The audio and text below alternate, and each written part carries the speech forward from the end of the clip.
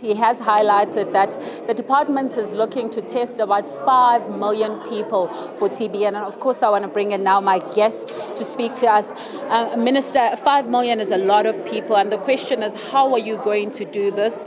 And how are you targeting the people to test for TB? Well, ordinarily, we have been able to reach 3 million. We are just adding 2 million more. What we are going to do is we are going to target 3 groups of people. One, in any family where somebody tested positive for TB, we test the whole family. Whether there are symptoms or not, we test the whole family. 2, anybody who's HIV positive, and we know there are 7.8 million people who are living with HIV in our country, we need to encourage them to test for TB. Number 3, anybody who has been treated for TB, we want to test them in 6 months intervals after they've been sort of cured, So we are tracing and targeting specific people. And I think the stats are scary when you think of the fact that 56,000 people have died from the TB. And perhaps the question now is, how do we prevent what is taking place from continuing in the country, especially looking on the side of the vaccine? Yes, that's true. That number translates to 10 people per hour dying of TB. And that's exactly what I'm saying, that it's a very silent killer, very effective. I said it's not a drama queen, it doesn't dramatize. So people don't notice it. They don't even notice that it's finishing us. And that's exactly our worry. And we want to bring that to an end.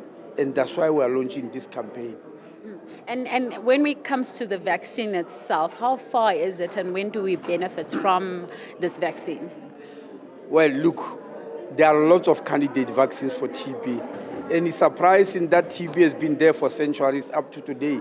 We don't have a reliable vaccine. But there's a vaccine called M72, which is very promising.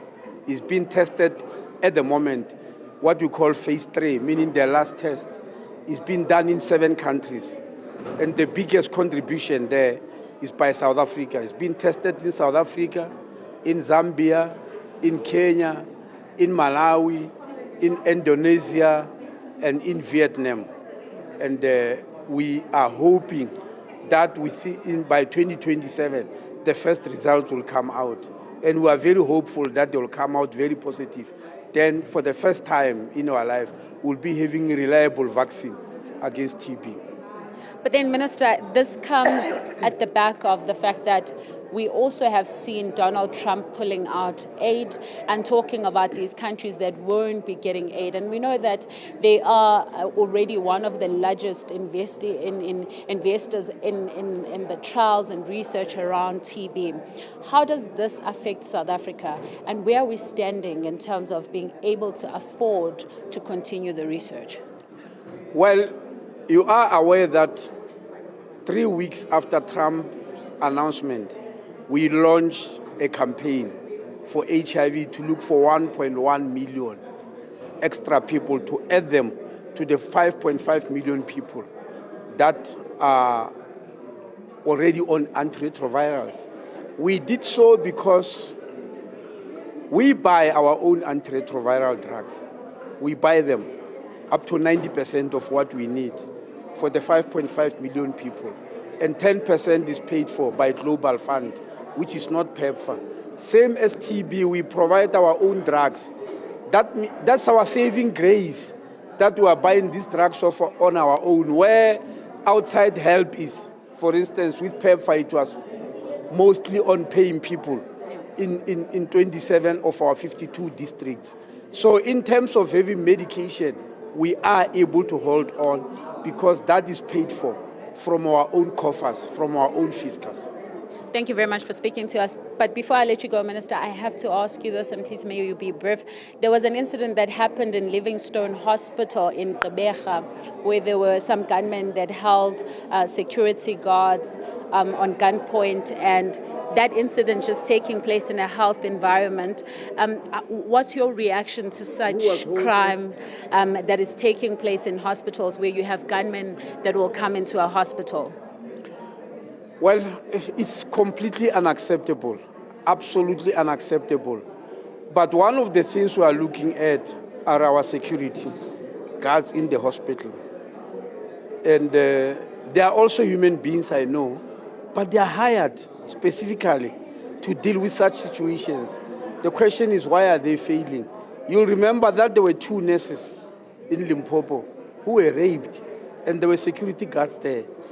Just last week, I went to Philadelphia Hospital in Limpopo, where a person who was on crystal meth, who was going crazy and psychotic on crystal meth, was able to kill another patient. And there were security guards there who actually ran away. I remember in Letaba some years back, I think it's about 10 or so, 8 or 6 or 7 years back, not 10, where I had to go there with the former Minister of Police, Peggy Cele, where 8 security guards armed ran away when 2 armed people got into the hospital. So the biggest question you should be asking is, what's wrong with these security guards? Are they trained? Are they the correct people? And I want to start assessing that, because that's where maybe our answer will lie, because we don't know how many criminals will come into a hospital every day. But when they arrive there and we've got security, we've got to feel comfortable. Thank you very much. That is Dr. Motsoaledi speaking to us, of course, but the details of ensuring that the country fights TB, but also on that crime that took place in Gqeberha, Iman. Nqobile, thank you very much for that. And from Nqobile, we'll take you to